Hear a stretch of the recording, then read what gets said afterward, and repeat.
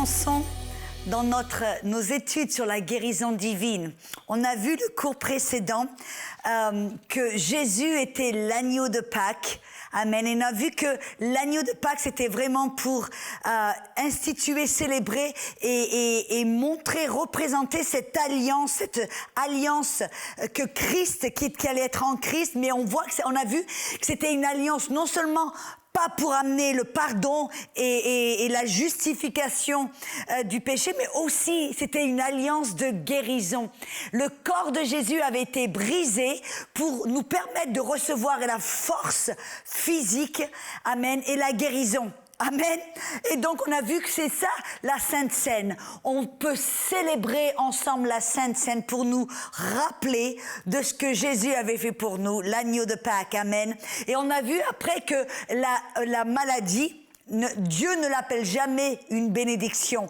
Et on le verra plus tard que Dieu ne se sert pas de la maladie pour nous faire mûrir ou nous apprendre quelque chose ou pour nous attirer vers lui. Non, mais il appelle toujours la maladie une malédiction. Et ça veut dire que vous et moi, on devrait l'appeler la même manière. N'appelez pas, c'est une insulte à Dieu que d'appeler la maladie une bénédiction. Non, c'est une malédiction. Dieu l'appelle une malédiction et on doit l'appeler une malédiction. Amen. Alléluia. Et donc, on a vu que cette malédiction venait au travers de la loi. La loi était pour nous accuser, pour nous tuer, pour nous condamner, pour nous montrer qu'on ne peut pas être juste par nos propres efforts. Amen. Et la loi était vraiment amenée pour nous guider vers Christ, pour nous montrer que Christ est notre salut. C'est au travers de Christ que l'on peut recevoir le salut, la guérison et tout ce dont nous avons besoin. Amen. Mais bien sûr, qu'est-ce qui s'est passé? Au travers de la loi, ça au cours des années, ça a été les effets secondaires, si vous me permettez, comme vous voyez, des fois vous prenez un médicament pour le diabète et il y a les effets secondaires qui disent si vous prenez ce médicament, vous allez avoir développé le diabète, vous allez avoir perdre la vue, vous allez avoir vomir ou patin couffin. Vous voyez ce que je veux dire?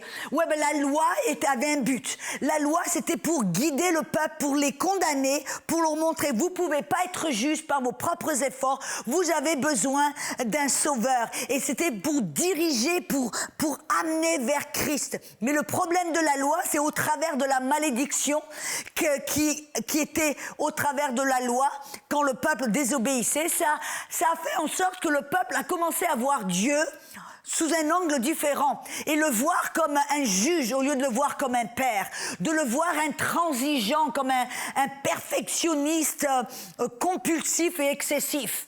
Amen. Et c'est une des raisons pour laquelle Jésus est venu.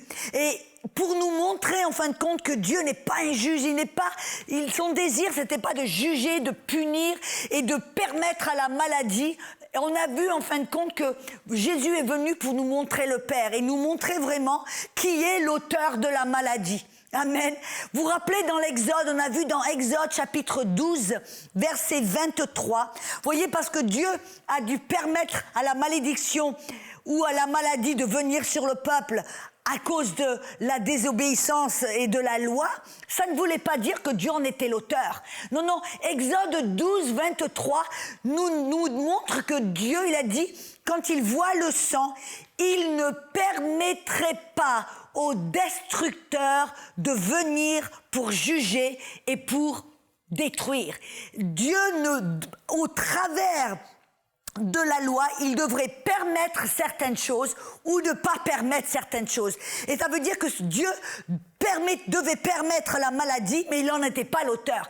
Jésus nous le révèle. Jésus nous révèle dans le Nouveau Testament, il nous montre qui vraiment est l'auteur de la maladie. Qui est l'auteur de la maladie? On le voit dans le livre de Luc chapitre 13.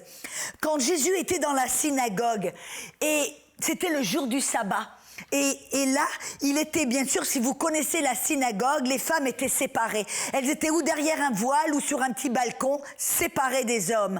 Amen. Et là, Jésus était en bas, en train de lire les Écritures, je ne sais pas ce qu'il faisait. Et tout d'un coup, il a pris conscience qu'il y avait une petite femme qui était courbée, qui avait été courbée pendant 18 ans. Et alors, il l'a appelée, vraiment, et il l'a guérie. Et alors, bien sûr, les pharisiens, vous savez, les religieux et légalistes sont toujours contre le message de la guérison. Amen. Et on voit là que les pharisiens se sont mis en colère et ils ont dit, mais il y a 6 autres jours pour venir, pour recevoir la guérison. Pourquoi tu es venu aujourd'hui? Amen. Et ils se sont mis en colère parce que Jésus a guéri une petite femme qui était courbée pendant 18 ans. Il l'a guérie le jour du sabbat. Et ils lui ont accusé de violer le sabbat. Alors, on se pose la question, est-ce que Jésus a violé le sabbat? Ça veut dire que, est-ce que la guérison était contre le sabbat et contre ce que Dieu voulait faire? Et alors, on se pose la question, le sabbat, c'était pourquoi? Pourquoi est-ce que Dieu a institué le sabbat? En fin de compte, le sabbat, c'était pour que le peuple d'Israël se repose. Et pourquoi devait-il se reposer? Afin qu'ils aient un jour pour honorer Dieu. C'était la dîme de leur semaine, si vous me permettez. C'était un jour où ils pouvaient se reposer afin de tourner les yeux vers Dieu pour l'honorer. Et donc, on se pose la question, est-ce que Jésus, quand il a guéri une petite femme le jour du sabbat, a-t-il violé le sabbat? A-t-il déshonoré le Père? Bien au contraire. La Bible nous montre, en fin de compte, que Jésus, il a dit à ce moment-là qu'il a honorer le Père, parce que le sabbat, il a choisi de guérir cette petite femme. Amen. Il a choisi de guérir cette petite femme. Dans Luc chapitre 6, verset 9, il a dit, je vous demande s'il est permis le jour du sabbat de faire du bien ou de faire du mal, de sauver une personne ou de la tuer. Et après, il leur a dit, dans Matthieu 12, verset 5, « Vous n'avez pas lu dans la loi que dans les jours de sabbat, les sacrificateurs violent le sabbat dans le temple sans se rendre coupables. » Qu'est-ce que Jésus disait? Il disait que le jour du sabbat, en fin de compte, il n'a pas violé la loi, mais au contraire, il a honoré Dieu et il a effectué les œuvres de Dieu. Et la guérison, ça fait partie des œuvres de Dieu. Ça honore le Père. Amen. Mais on voit là que Jésus nous a révélé quelque chose d'important. Quand les hommes religieux se sont mis en colère, Jésus a dit, ne serait-il pas juste le jour de sabbat de guérir cette petite femme qui a été courbée ces 18 ans, que le diable a lié ces 18 ans. Jésus qui était venu pour nous révéler le Père, pour nous révéler la volonté du Père, il nous a aussi révélé que le Père n'était pas l'auteur de la maladie, que c'était le diable qui avait courbé et lié cette petite femme pendant ces 18 ans. Dieu devait permettre la maladie, mais il n'en était pas l'auteur. Écoutez-moi bien, Dieu, le Père, n'est pas l'auteur de la maladie. Vous voyez, le docteur Luc, dans l'acte 10, verset 38, même le docteur Luc, écoutez bien, le docteur Luc nous dit que Jésus a été oint du Saint-Esprit et de la puissance de Dieu, et il est allé de lieu en lieu pour faire du bien et guérir tous ceux qui étaient sous l'empire du diable, car Dieu était avec lui. On voit là que Jésus, quand il est venu sur la terre, il est venu pour mettre les points sur les i. Il est venu pour dire, oui, Dieu, sous la loi, a dû permettre la maladie, mais Dieu n'est pas l'auteur de la maladie. C'est le diable qui est l'auteur de la maladie. C'est lui le destructeur, celui qui vient pour tuer, détruire et voler. Amen. Moi, bien sûr, je sais qu'il y a toujours, à chaque fois que je parle de la guérison, j'affirme d'une manière catégorique que la guérison est toujours la volonté de Dieu, que la maladie n'est pas la volonté et que Dieu n'est pas l'auteur de la maladie. Il y a toujours ceux qui m'amènent dans le livre de Jean, chapitre 9, verset 1. Allons-y ensemble, parce que là, je veux éclaircir la chose. Amen. Dans Jean, chapitre 9, verset 1, on a le passage où Jésus est avec les disciples et il voit un aveugle qui est assis près de la porte. Et les disciples, bien sûr, voyez, ils se demandent, ils posent la question, ils disent, Jésus, qui est-ce qui était dans le péché, lui ou ses parents qu'il était né aveugle? Tout d'abord, c'est une question un peu ridicule. Si je peux me permettre, est-ce qu'un enfant dans le ventre de sa mère a eu le temps de pécher ou faire quoi que ce soit? Alors là, déjà, c'est un peu ridicule, non? Un bébé qui est dans le ventre de la mère n'a pas eu le temps de faire quoi que ce soit. Donc, comment aurait-il pu pécher dans le ventre de sa mère? Mais là, le disciple lui dit, qui c'est qui a péché, lui ou ses parents qu'il est né aveugle? Et Jésus, regardez qu'est-ce qu'il répond. Il dit, ce n'est pas lui. Je vais les lire, si vous me permettez, dans la version Darby. Vous vous rappelez ce que je vous ai dit auparavant, que j'ai remarqué que la version Darby est très souvent plus proche des textes grecs originaux. Et si vous vous rappelez, si vous savez, la langue grecque n'a aucune ponctuation. Il n'y a pas de virgule, de point, tout un tas de ponctuations, non, c'est d'une ligne à l'autre sans ponctuation. Et donc, ce sont ceux qui ont traduit la Bible qui, selon leur discrétion et leur interprétation, ont ajouté la ponctuation, les points, les virgules, etc. Amen. Et donc, pourquoi est-ce que je dis ça? On va le découvrir tout de suite. Quand les disciples ont dit « Rabbi, qui a péché cet homme ou ses parents pour qu'il soit né aveugle ?»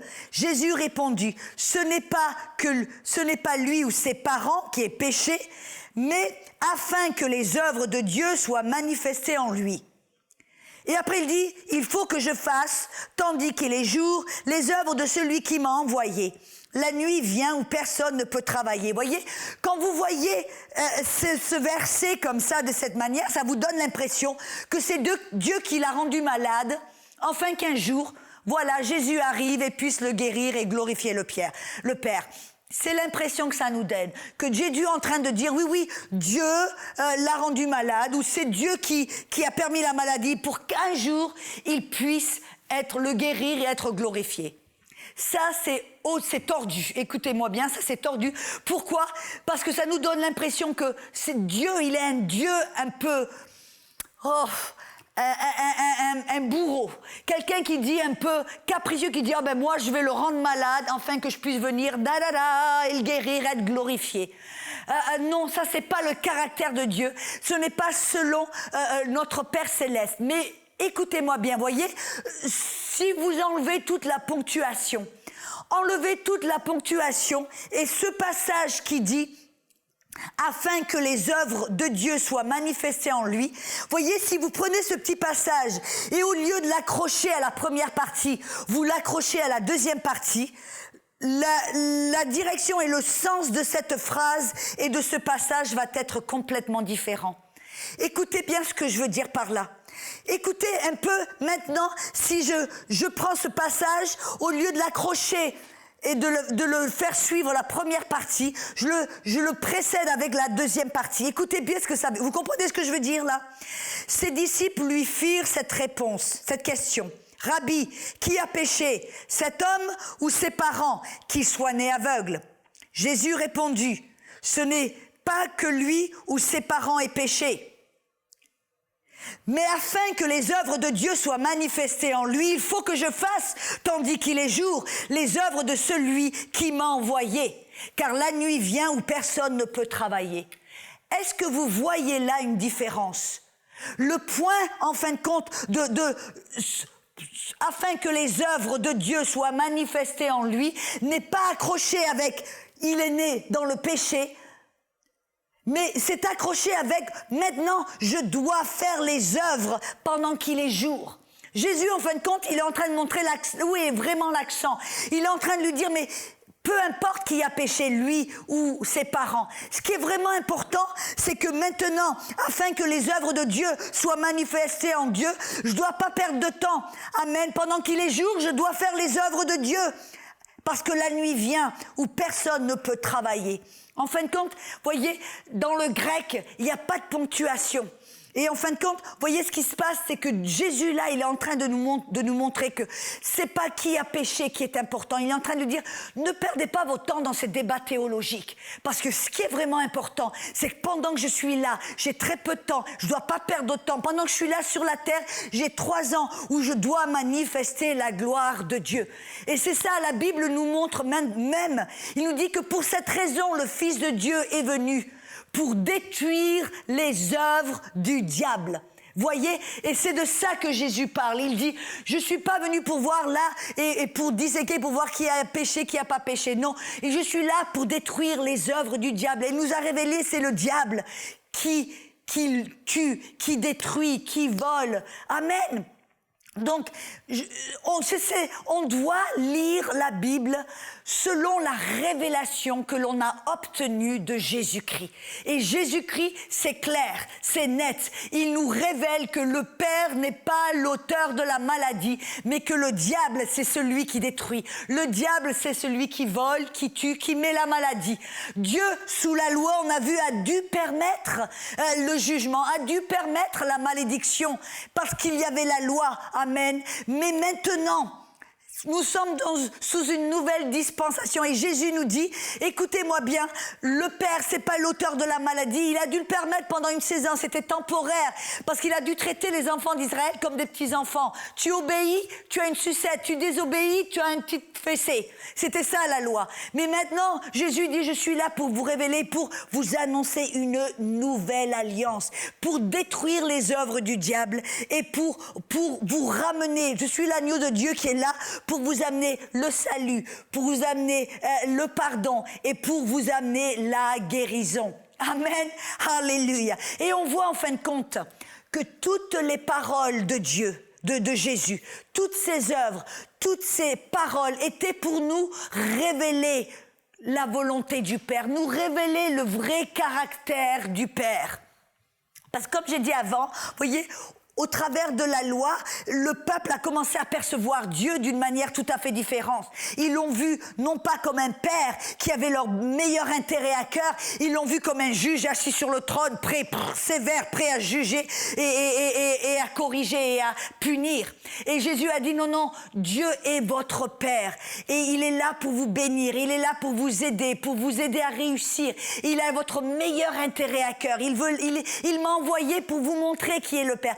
Vous savez, c'est ça que la Bible nous montre. Regardons ensemble dans Hébreux chapitre 1. Dans Hébreux chapitre 1. Hébreux chapitre, allons-y ensemble. Amen. Vous allez bien tout le monde? Mettez vos ceintures de sécurité. Amen. Hébreux chapitre 1. Façon de parler, bien sûr. Alléluia.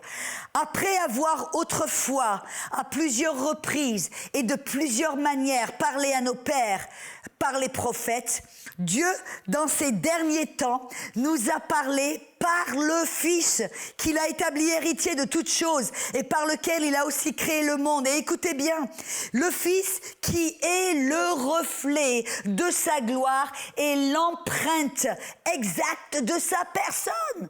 En fin de compte, vous voyez, ça nous montre que Jésus, il est venu et vous vous rappelez qu'est-ce qu'il a dit à Philippe? Philippe, tu as été avec moi pendant tellement de temps et tu me demandes, montre-nous le Père. Si tu m'as vu, tu as vu le Père. En d'autres mots, vous voyez, Jésus, il est venu pour nous montrer, il était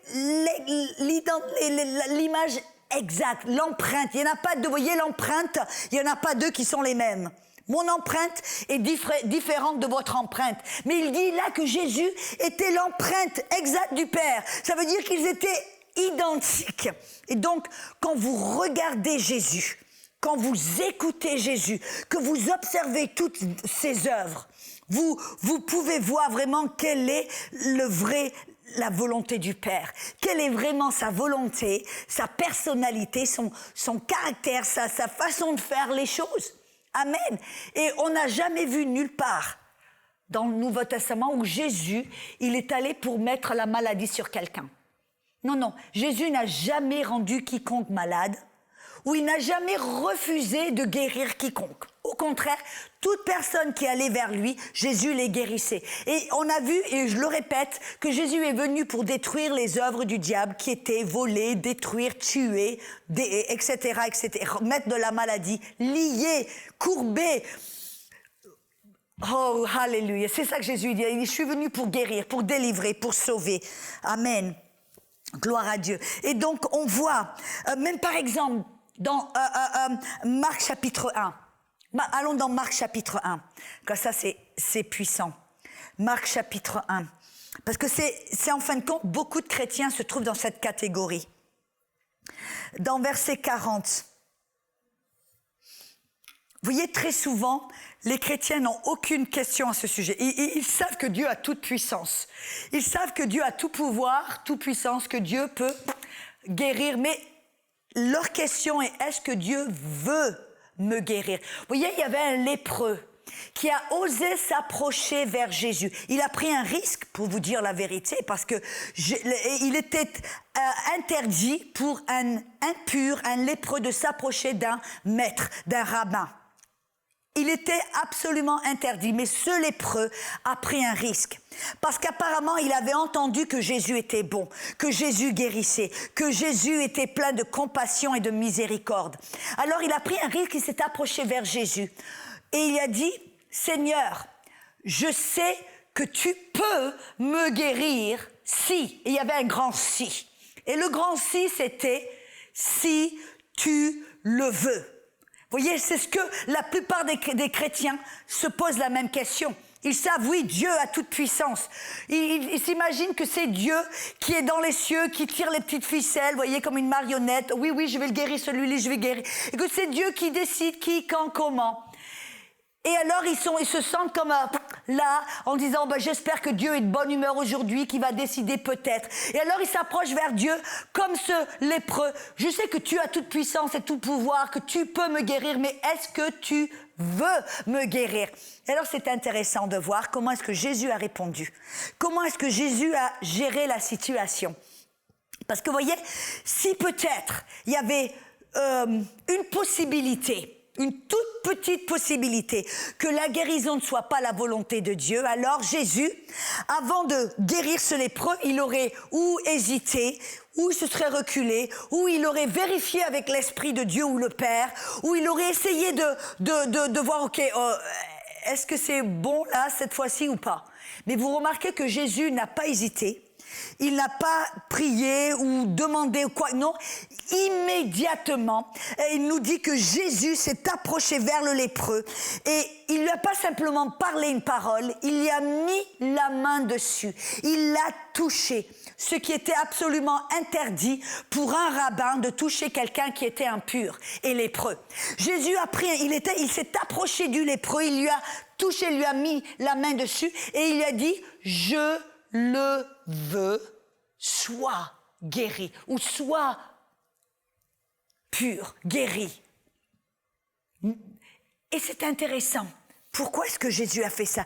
Et quand on voit « je le veux », ça ne veut pas simplement dire « ouais, c'est ma décision » ou « c'est mon désir ». Non, non. Écoutez un petit peu ce que la parole « je le veux » dans le grec, qu'est-ce que ça veut dire? Vous savez, le langage grec est tellement plus profond, est tellement plus riche que la langue française.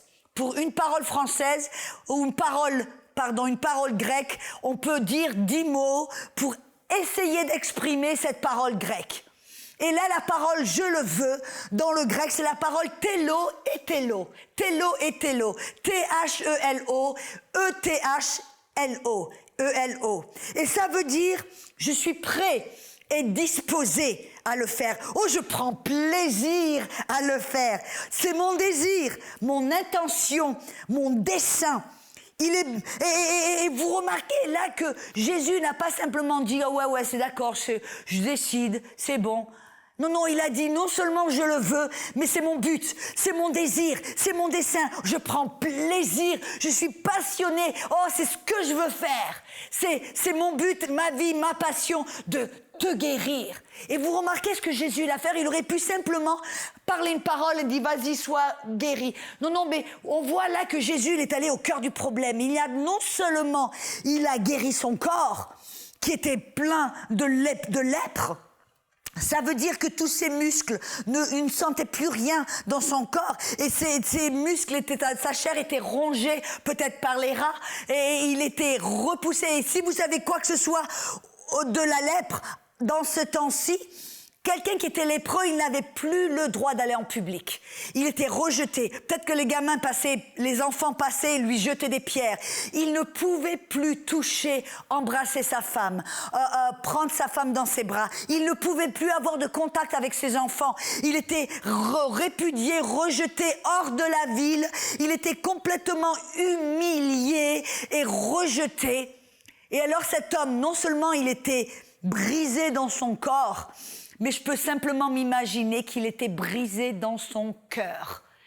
Et je ne sais pas combien de temps il avait passé sans pouvoir voir sa femme et ses enfants, et ses amis, ses copains. Je sais combien de temps ça avait duré dans sa vie, mais à ce moment-là, par simplement un acte d'amour, Jésus a mis sa main sur cet homme et il a guéri non seulement son corps, mais il a guéri son cœur. En fin de compte, il lui a dit, c'est mon plaisir, je prends plaisir à te guérir. Et il l'a touché pour lui dire, non seulement je te guéris, mais je te déclare que tu as de la valeur. Je t'aime, Dieu t'accepte, tu as de la valeur, tu es précieux et je t'accepte.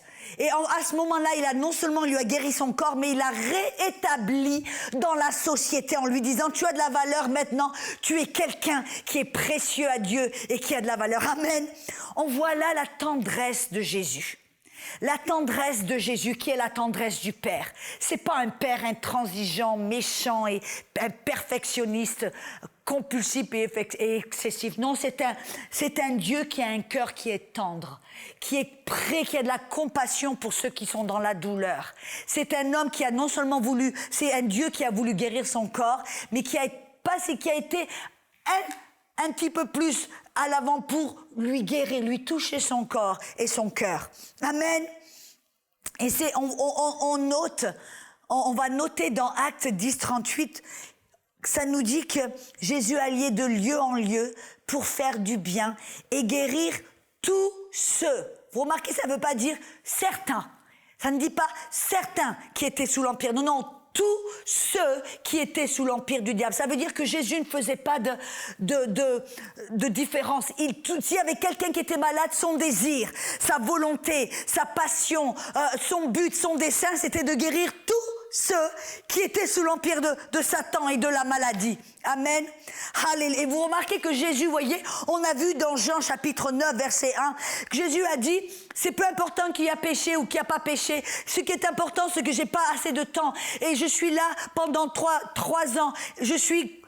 Je dois travailler pendant qu'il est jour, car la nuit vient. Et Jésus nous disait, j'ai pas assez de temps, il faut que je guérisse le plus possible de personnes, que je détruise les œuvres du diable, que je démontre et glorifie le Père, que je démontre qui est le Père, qu'il est bon. Et vous savez que c'était tellement dans son cœur, c'était tellement sa passion. Vous savez que Jésus, il savait qu'il n'avait pas assez de temps, il savait qu'il était tout seul, parce qu'il s'est limité. Il est descendu de la gloire des cieux, où il avait toute puissance, aucune limite en fin de compte. Il a choisi de devenir dans un corps qui est faible, un corps qui est limité. Ça veut dire que Jésus pouvait simplement être à un seul endroit, à un seul moment, répondre à une seule question à la fois, guérir une seule... Vous voyez ce que je veux dire? Mais à ce moment, Jésus, c'était tellement dans son cœur de guérir tous les malades, tous ceux qui étaient sous l'empire du diable, qu'il a décidé d'appeler certains, les 12 disciples, après pour... non seulement prêcher l'évangile, d'aller de lieu en lieu, mais pour de guérir les malades. On voit, par exemple, ça se trouve dans Luc chapitre 9, verset 1, dans Matthieu 10, verset 1, que Jésus a appelé les 12, il les a séparés, il a dit, je vous donne toute autorité, toute puissance, sur toute la puissance du diable. Et il les a envoyés en mission pour non seulement prêcher l'évangile du royaume de Dieu, mais aussi de guérir les malades. Et les disciples, les 12 disciples sont revenus en disant, oh là là, regarde un peu, tous les démons sont assujettis à ton nom. Mais je veux vous faire remarquer quelque chose. Vous voyez, Jésus savait qu'il pouvait faire, il était limité, parce qu'il était une seule personne. Alors il s'est multiplié en fin de compte. Il en a appelé 12 autres.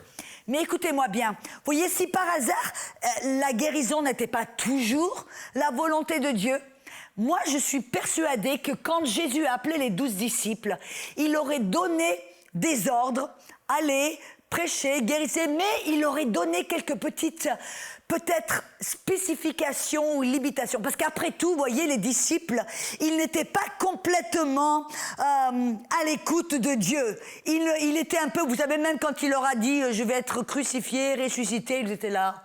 Quoi? Qu'est-ce que tu veux dire par là? Ils n'étaient pas trop à l'écoute. Et donc, si la guérison... J'espère que vous me suivez là, parce que si la guérison n'était pas toujours la volonté de Dieu, quand Jésus les a appelés et leur a commandé d'aller et guérir, Jésus leur aurait dit « Oh, mais au fait, les gars, attendez un peu, oui, guérissez les malades, mais ce cas-ci ou ce cas-là. Mais vous remarquez qu'il n'y avait aucune restriction. Jésus leur a simplement dit, allez, guérissez les malades. Amen. La même chose aussi, si vous remarquez la même chose, avec, quand il a appelé aussi 70 disciples. Vous voyez, il avait tellement à cœur de détruire les œuvres du diable, de représenter la gloire du Père, de délivrer, guérir le peuple, qu'il a dit, je dois me multiplier, j'en appelle 12, après il en a appelé 70, après il en a appelé 120, et finalement, il nous a tous recrutés. Si vous êtes un chrétien, un croyant, alors vous avez été recrutés pour prêcher l'évangile et pour guérir les malades. Dans Marc 16, verset 18, il dit, voilà les signes qui vont suivre ceux qui croient. En mon nom, ils vont parler en autre langue et ils vont chasser les démons. Ils vont imposer les mains sur les malades et les malades seront guéris. Point à la ligne. Aucune restriction. Ça nous montre, en fin de compte, si Jésus n'a donné aucune restriction, il ne leur a pas dit, guérissez les malades, mais dans ce cas-ci ou dans ce cas-là, ça nous montre, parce que Jésus savait que c'était toujours la volonté du Père de guérir tous les malades. Amen. Alléluia. Et on voit que tout ce que Jésus a dit, tout ce qu'il a fait nous montre que c'était toujours la volonté de Dieu. Toutes les œuvres qu'il a fait. Écoutez bien, dans Jean chapitre 5,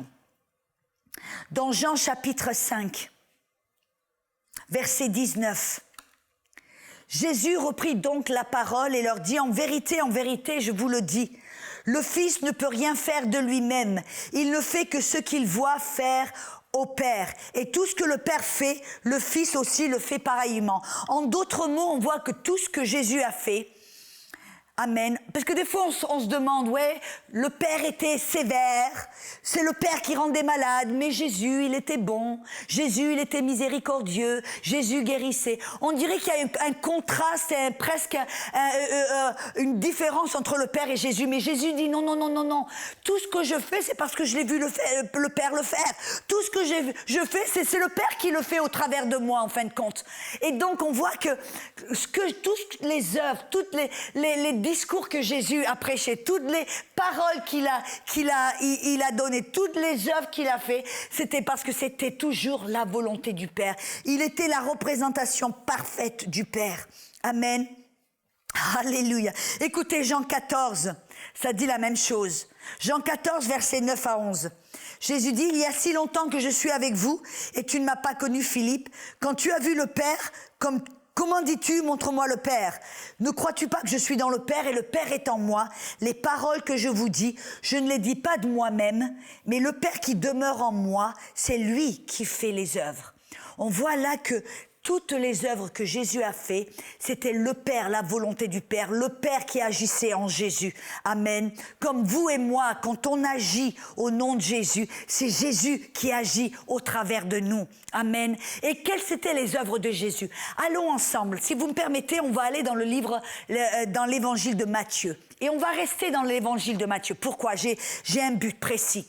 Je ne vais pas aller d'évangile à évangile parce que je ne veux pas que vous puissiez croire que j'utilise la même histoire d'un évangile à un autre. Parce que vous savez, ils racontent très souvent la même histoire, les mêmes épopées, les mêmes d'œuvres de Jésus d'un évangile à un autre. Mais alors on va rester avec Matthieu et on va voir ce que Jésus, au travers des yeux de Matthieu, qui était celui qui collectait toutes les taxes, on va voir les œuvres de Jésus. Alors allons ensemble dans Matthieu. On va commencer dans Matthieu chapitre 4. Et je veux vous montrer quelque chose de précis.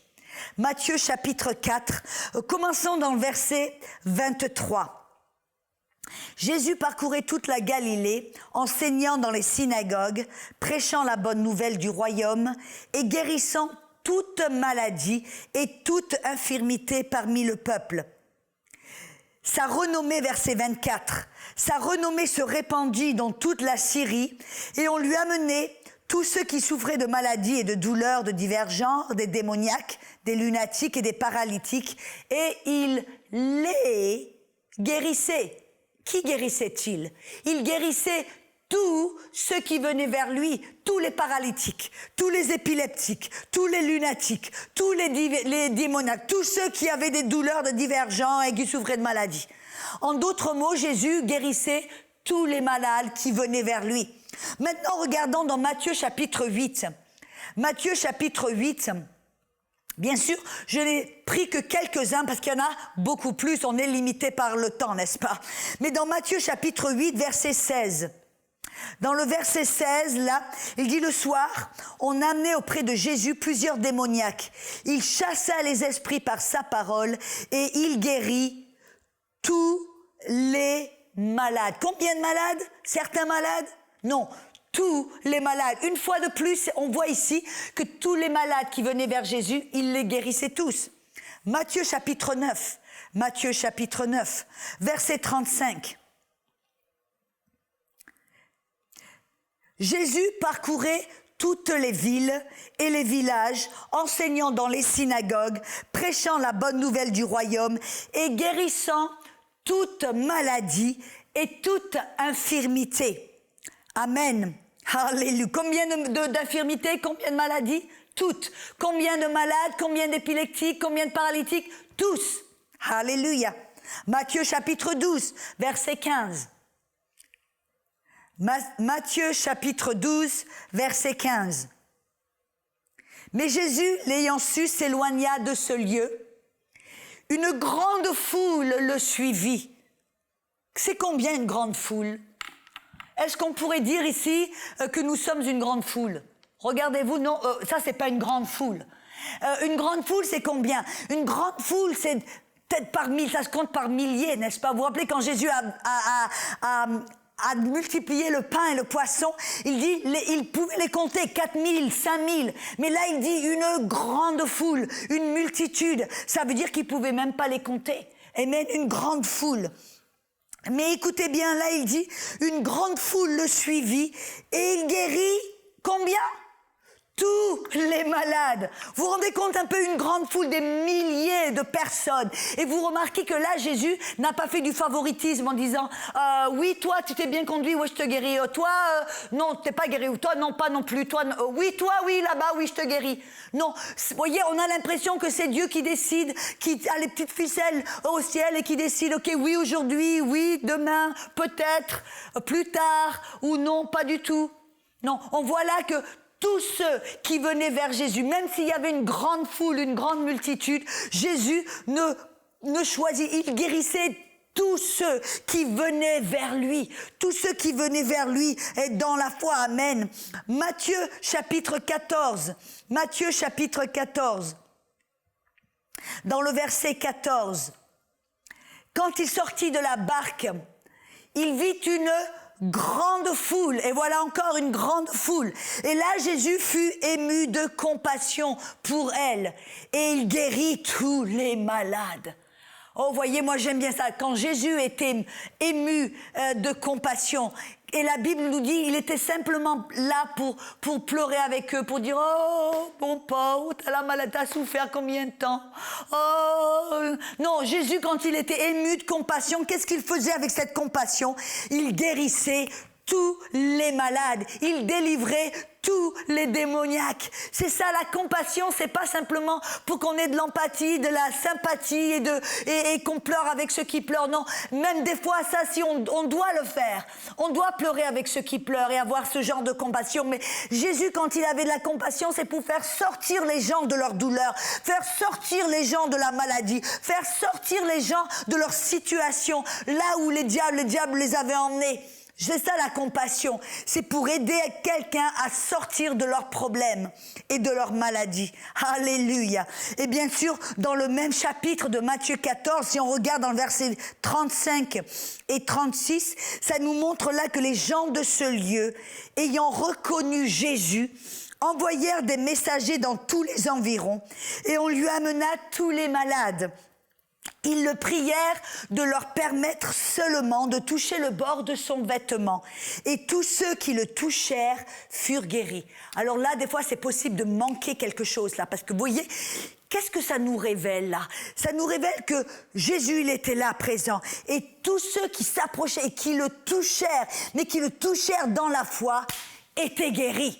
Qu'est-ce que ça nous montre? Ça nous montre que c'est pas Dieu qui est assis et qui décide qui va être guéri, quand et comment. Non, non, non. On nous montre là que ce n'était pas Jésus qui choisissait qui allait être guéri. C'était les gens qui choisissaient. Oui, je vais m'approcher, je vais le toucher, je vais toucher son manteau, je vais puiser dans la puissance qui est en lui.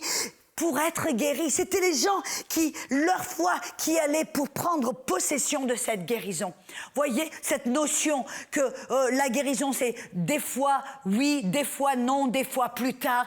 Ah, ça, non, ça marche pas. Ça nous montre ici que la guérison était quand ceux qui allaient vers Jésus pour, par la foi, tirer cette puissance et être guéris. Amen. Alléluia. Oh, alléluia. Et vous me dites, oui, mais Audrey, il y a des fois dans la Bible des gens qui n'ont pas été guéris. C'était peut-être pas la volonté de Dieu. Oui, il y a un passage dans lequel je voudrais parler maintenant. C'est dans Marc chapitre 6. Dans Marc chapitre 6, on voit que Jésus, là, il était à Nazareth. Dans sa propre ville, la ville natale. Il était dans la synagogue. Et écoutez, on va lire ça un petit peu ensemble parce qu'il y a quelque chose d'important. Alléluia. Dans Marc chapitre 6. Marc chapitre 6. Versets 5 et 6. Alléluia. Le contexte, ça nous montre que Jésus est dans la synagogue. Et alors, bien sûr, il est dans sa ville natale et il veut faire des miracles. Vous vous rappelez qu'est-ce qu'il a dit? Je suis là. J'étais oint du Saint-Esprit pour prêcher l'évangile aux pauvres, pour délivrer les opprimés, pour ouvrir les yeux des aveugles, pour rendre libres les captifs, pour prêcher et publier une année de grâce. Et là, la Bible nous dit qu'ils l'ont regardé, ils se sont fait du coude en disant mais c'est pas lui, le fils de Joseph, ses sœurs sont parmi nous. Et en fin de compte, la Bible nous dit qu'ils ont été offensés. Ils ont été offensés par lui. Et le verset 5 nous dit que Jésus n'a pu faire là aucun miracle, si ce n'est que d'imposer les mains à quelques malades et les guérir. Car il s'étonnait de leur incrédulité. Vous remarquez là que Jésus voulait les guérir, voulait les délivrer, voulait les rendre libres. Mais il a dit, on vient de voir que Jésus voulait, mais il ne pouvait pas. C'était sa volonté, mais il ne pouvait pas à cause de leur incrédulité. C'est-à-dire qu'ils étaient offensés en lui. Ils ont refusé de reconnaître sa puissance, de reconnaître qu'il était le Messie, de reconnaître qu'il était là, il est le Père, venant du Père pour les guérir. Et ils l'ont refusé. Là, Dieu voulait les guérir, mais n'a pas pu. Donc on voit que, oui, des fois il y a des gens qui ne sont pas guéris, mais ça ne voulait pas dire que ce n'était pas la volonté de Dieu. Oui, c'est toujours, la guérison est toujours la volonté de Dieu. Mais des fois, des gens qui ne sont pas guéris, comme dans ce cas-là, à cause de leur incrédulité, ils ont refusé d'accepter Jésus comme le Sauveur, celui qui guérit, comme celui qui a été envoyé comme Fils de Dieu pour les délivrer, les guérir et sauver. Alléluia. Amen. Amen, amen. Et donc, on voit là que Jésus, pendant ces 3 ans et demi de ministère, il est venu pour détruire les œuvres du diable, pour nous montrer le Père, sa volonté, sa personnalité, sa façon de faire les choses, de penser et d'agir. Au travers de ses paroles, au travers de ses œuvres, il nous a révélé que la guérison est toujours la volonté de Dieu. Et vous savez qu'est-ce qu'il a fait? Il est allé à la croix. Et la croix, c'est ce qu'on appelle le plan de rédemption. Qu'est-ce que c'est le plan de rédemption? Le plan de rédemption ou l'acte Jésus sur la croix, Jésus crucifié, mort, enterré, ressuscité. C'est le plan de rédemption. Et en fin de compte, qu'est-ce que c'est le plan de rédemption? C'est cet acte légal. Voyez, l'acte légal qui nous permet maintenant, d'une manière légale, de recevoir le salut et de recevoir aussi la guérison. C'est cet acte légal. Et si vous me permettez, en fin de compte, jusqu'à présent, Voyez, jusqu'à présent, à partir du moment où Adam a péché, et que l'homme a commencé à se détériorer, vous voyez, il a commencé à vivre 930 ans, 900, 850, et ça a été jusqu'au bout où Dieu a dû mettre un stop et dire ok, maintenant ça va tellement vite, l'homme se détériore à une vitesse tellement rapide, je dois mettre un stop, et l'homme va vivre jusqu'à 120 ans. Il ne peut, amen. Et alors, jusqu'à présent, Dieu, oui, on a vu qu'il guérissait l'agneau de Pâques. Il y a tout un tas d'autres actes de miséricorde où Dieu guérissait le peuple d'Israël. Et voyez, même pendant le ministère de Jésus, Jésus guérissait tous les malades. Mais quand il l'a fait, ça a été fait, si vous me permettez, à crédit. Qu'est-ce que c'est le crédit? Si vous avez une carte de crédit, où vous allez par exemple, pour ceux d'entre vous qui n'êtes pas familiers avec une carte de crédit, qu'est-ce que c'est le crédit? Par exemple, vous allez au magasin et vous voulez du riz, vous voulez des pommes de terre, vous voulez de l'huile, vous voulez acheter certains produits alimentaires ou quoi que ce soit, et vous en avez besoin, vous le voulez, mais le marchand vous connaît, il vous fait confiance, alors vous lui dites, écoute, est-ce que je peux prendre tout ça, mais je te paye dans une semaine ou dans un mois ou à la fin du mois. Et le marchand vous dit, ok, ça c'est acheter, prendre quelque chose à crédit. Ça veut dire que vous prenez quelque chose, vous en bénéficiez, mais vous le payez plus tard. En d'autres mots, qu'est-ce qui s'est passé? Le Père a guéri le peuple d'Israël, Jésus a guéri tous ceux qui venaient vers lui, mais il l'a fait en fin de compte à crédit. Il a guéri à crédit, mais le plan de rédemption, quand Jésus est monté sur la croix, qu'il est mort, il a versé son sang, il a été brisé, il était mort, il était enterré dans la tombe. C'était à ce moment-là où il a payé la facture. Il a payé la facture pour tout le péché, pour toute maladie. Et en fin de compte, qu'est-ce que ça veut dire? Que maintenant que Jésus est mort, mais qu'il a été ressuscité, pour vous et pour moi, ça veut dire que la facture a été payée. Ça veut dire que maintenant, si le diable vient vers vous et te dit, ok, maintenant, tu mérites d'être malade. Toi, maintenant, je vais te mettre de la maladie, du diabète ou ceci ou cela, et qui essaie de vous faire payer pour cette maladie, pour une raison ou pour une autre, vous avez maintenant le droit légal de sortir la facture de votre poche en disant, diable, non, regarde, j'ai la facture qui dit payer. Vous le trouvez ça dans Ésaïe 53. Vous le trouvez, et allons-y ensemble. Alléluia. Dans Ésaïe 53. Oh, gloire à Dieu, gloire à Dieu, gloire à Dieu. Amen. Ésaïe 53.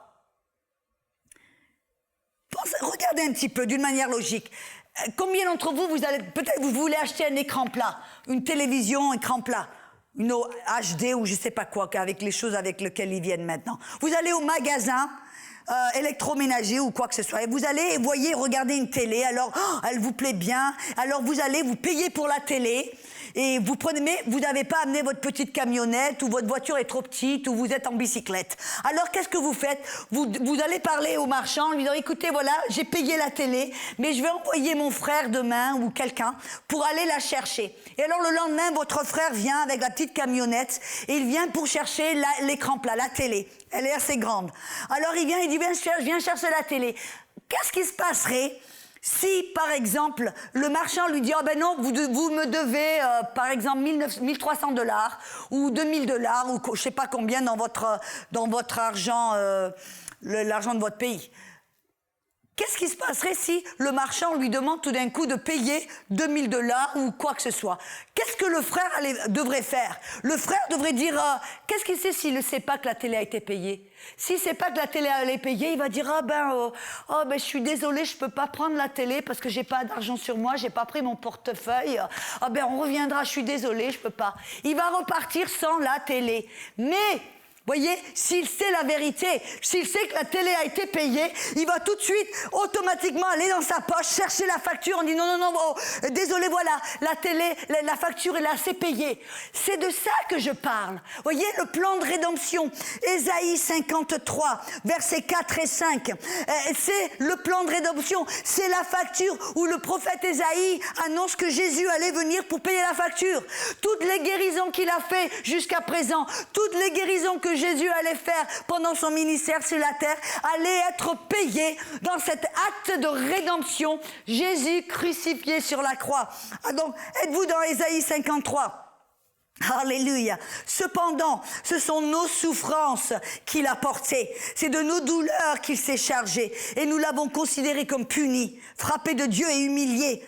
Mais il était blessé pour nos péchés, brisé pour nos iniquités. Et le châtiment qui nous donne la paix est tombé sur lui. Et par ses meurtrissures que nous sommes guéris. On voit là, ça c'est le plan de rédemption. C'est-à-dire que toute péché, toute douleur, toute pauvreté. Lui, il est devenu pauvre afin que nous soyons rendus riches. Toute maladie fait partie de cet acte légal de la rédemption. Et vous remarquez, dans 1 Pierre 2,24, maintenant Pierre, voyez, l'apôtre Pierre, regarde dans l'arrière. Maintenant, il regarde pas dans l'avant. Il regarde derrière. Et il se rappelle de ce qui s'est passé sur la croix. Il se rappelle Jésus crucifié, qui a été lacéré sur son dos avec des verges et des lassos qui étaient remplis avec du métal et des os cassés. Il a été charcuté complètement. Pierre s'en rappelle. Et qu'est-ce qu'il dit? Il dit, lui qui a porté nos péchés et par les meurtrissures duquel vous avez été guéris, temps passé. Vous savez qu'est-ce que ça nous rappelle? Ça nous révèle et nous rappelle que la guérison, ce n'est pas quelque chose que Dieu va vous donner dans le futur. Non, non, c'est quelque chose que Dieu vous a déjà donné. Ça a déjà été payé. Vous avez maintenant dans la Bible 1 Pierre 2,24, Ésaïe 53, vous avez la facture, ça vous voyez, vous avez votre Bible, ça c'est un document légal qui vous montre que la facture pour votre maladie a été payé une fois pour toutes. Et donc maintenant, si le diable, il essaie de vous rendre malade et de vous faire croire que vous méritez cette maladie, que parce que vous n'êtes pas bien conduit ou une raison pour une autre, qu'il essaie de vous mettre cette maladie sur le dos, vous avez le droit légal de vous tenir en disant, Satan, tu es dans l'illégalité. Tu n'as pas le droit légalement devant la cour de justice de l'univers. Quand le diable qui venait, vous rappelez ce qu'il a fait à Job? Il est venu pour accuser le frère, pour accuser une personne qui était juste. Il est venu pour l'accuser. Et bien sûr, Job, il n'avait pas d'alliance avec Dieu.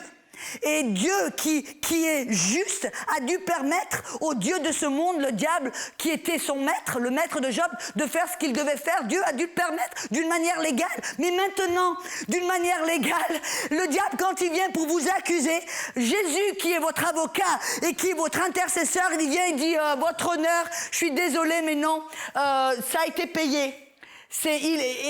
Quand le diable vient pour vous condamner et vous accuser d'une manière légale, vous avez l'acte juridique, le document légal et juridique qui vous donne le droit de refuser et de dire Satan, tu es dans l'illégalité, tu n'as pas le droit ça a déjà été payé. Amen.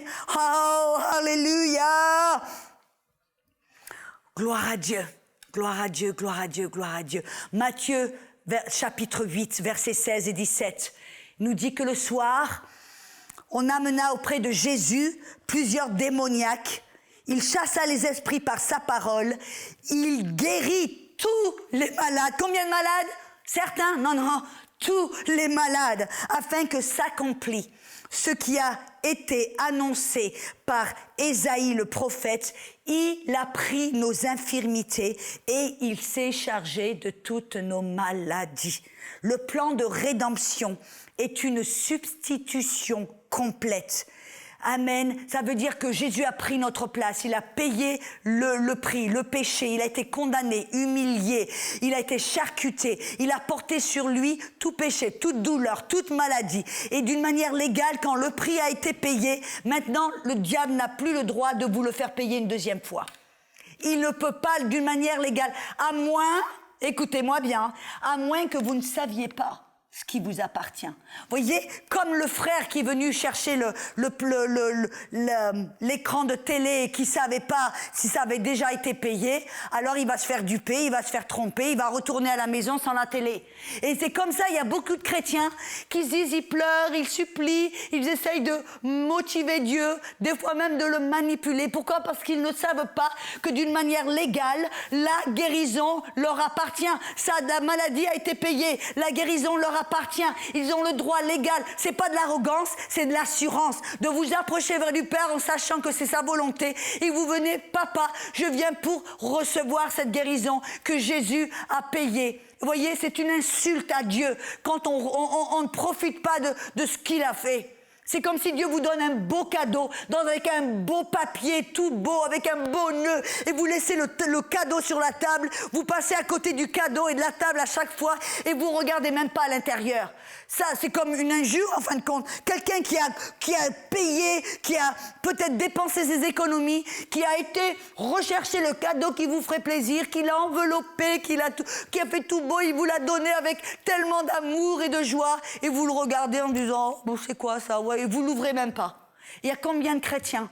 Jésus a payé, il a fait le plus beau cadeau du monde pour payer non seulement pour nos péchés, mais toutes nos maladies. Et la plupart des chrétiens, ils laissent ce cadeau sur la table, toujours emballé. Et ils ne cherchent même pas à savoir ce qu'il leur a passé, qu'est-ce que c'est. Et ils n'en profitent pas. Mais pas vous, ça va changer, n'est-ce pas? Vous allez légalement prendre possession de ce qui vous appartient. Et la guérison, ça fait partie de votre alliance et de votre cadeau que Dieu nous a donné. Amen.